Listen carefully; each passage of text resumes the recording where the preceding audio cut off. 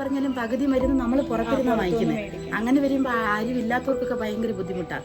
നമ്മളിപ്പോൾ ജോലിയും കാര്യങ്ങളും ഉള്ളവർക്കാണെങ്കിലും അത് ഭയങ്കര ബുദ്ധിമുട്ടായിട്ട് തോന്നുമ്പോൾ ആരുമില്ലാത്തവർക്ക് ഭയങ്കര പാടാണ്. അവരതുകൊണ്ട് നിലവിൽ ചികിത്സിക്കാൻ കൊണ്ടുപോയില്ല. അങ്ങനെ അമ്മ മരിച്ചുപോയി. തൊണ്ട ഇങ്ങനെ കൊണ്ടുപോയിട്ട് പ്രഗ്നന്റ് ആയ ഒരാളെ നമ്മൾ സ്കാൻ ചെയ്യണമെങ്കിൽ തന്നെ നമുക്ക് അടുത്ത് കമ്പം പോകണം. അല്ലാതെ നമുക്കിവിടെ അടുത്തൊന്നും കിട്ടത്തില്ല.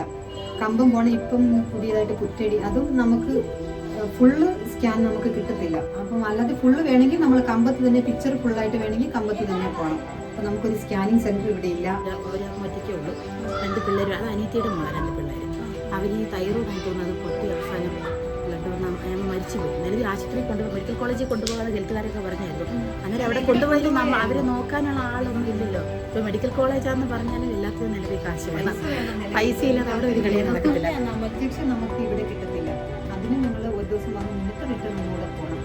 ഞങ്ങൾ മാത്രമല്ല, ഇവിടുന്ന് പോകുന്ന എല്ലാവരുടെ അവസ്ഥയും ഇങ്ങനെ തന്നെയാണ്. അപ്പം ഇവിടെ അടുത്തൊരു ചികിത്സ ഉണ്ടെങ്കിൽ നമുക്ക് നല്ല ഒരു ഉപകാരമായൊരു കാര്യം തന്നെയാണ്.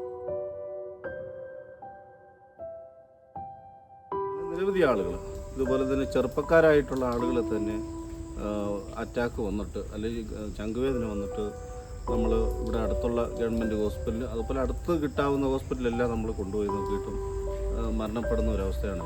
ആദിവാസികളെ പോലുള്ള ആളുകൾ, നിരവധി ആളുകൾ ഹൃദയാഘാതം മൂലം മരിക്കുന്ന ഒരവസ്ഥ നമുക്ക് നിലവിൽ നിൽക്കുകയാണ്. ചെറിയ കാര്യത്തിന് പോലും നമുക്ക് ഇവിടുന്ന് 110 കിലോമീറ്റർ അപ്പുറത്തുള്ള മെഡിക്കൽ കോളേജായ കോട്ടയം മെഡിക്കൽ കോളേജെ ആശ്രയിക്കുന്ന ഒരു അവസ്ഥയിലേക്കാണ് വരുന്നത്.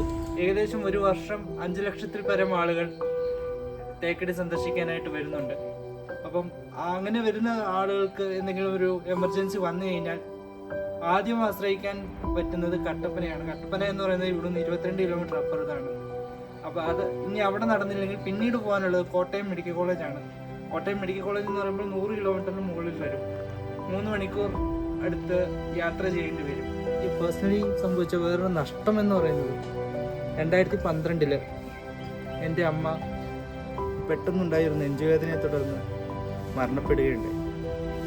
അപ്പോൾ അടിയന്തരമായൊരു സഹായം കൊടുക്കാൻ നമുക്ക് ഇവിടെ പര്യാപ്തമായ ആശുപത്രി സേവനങ്ങൾ എന്ത് ലഭ്യമായില്ല.